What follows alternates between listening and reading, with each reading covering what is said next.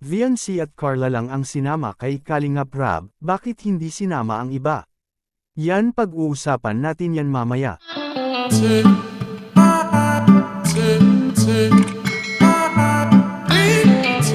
Isa namang mapalang araw sa inyong lahat mga Kalingap, sana po ay lagi kayong nakasuporta sa aking ginagawang reaction video. At kung nagustuhan po natin ang ganitong kwento, huwag po nating kalimutang mag-subscribe sa maliit na channel na ito, at paunawa ating tapusin ang kabuohang nilalaman nito. Siyempre huwag din nating kalimutang suportahan ang ama ng Kalingap na si Val Santos Matubang at Kalingap Rab.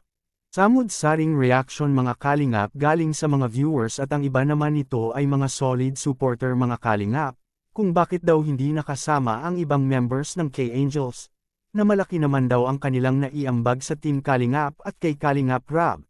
Bakit lang daw si Carla at Viancy lamang ang binibigyan ng pansin ngayon kay Kalingap Rab, na yung iba ay may pakinabang naman daw ito kay Kalingap Rab, kaya di talaga maiwasan sa mga netizen na mapasabi ng ganun, na makakomment ng ganun na lang mga Kalingap. Pero kahit ganun common ay i-respect natin kung ano ang desisyon kay Kalingap Rab, at suportahan na lang natin ang kanyang hangarin sa buhay, dahil kung ating iisipin na mabuti wala naman talaga siyang balak na punta ng Palawan mga Kalingap, bagkus ang sponsor mismo kay Carla at Viancy ang nagpapunta sa Palawan mga Kalingap, at hindi desisyon kay Kalingap Rab iyon, kaya sila lamang dalawa ang makasama sa Palawan at wala ng iba pang K-Angels members, kaya sana ay maintindihan natin ang mga bagay-bagay para din sa ikabubuti ng lahat.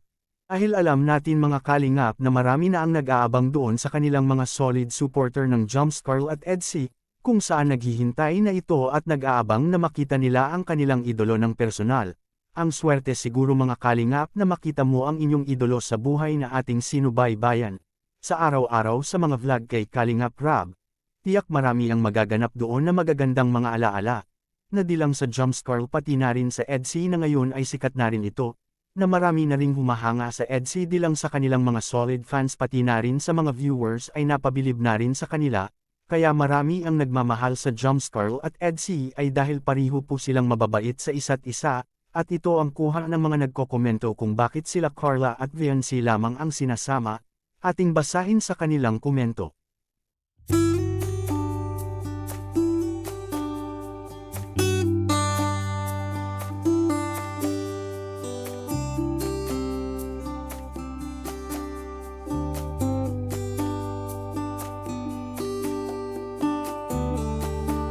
Kayo mga Kalingap, anong masasabi nyo sa mga nagkokomento sa pagpunta nila sa Palawan? Please comment and God bless us all.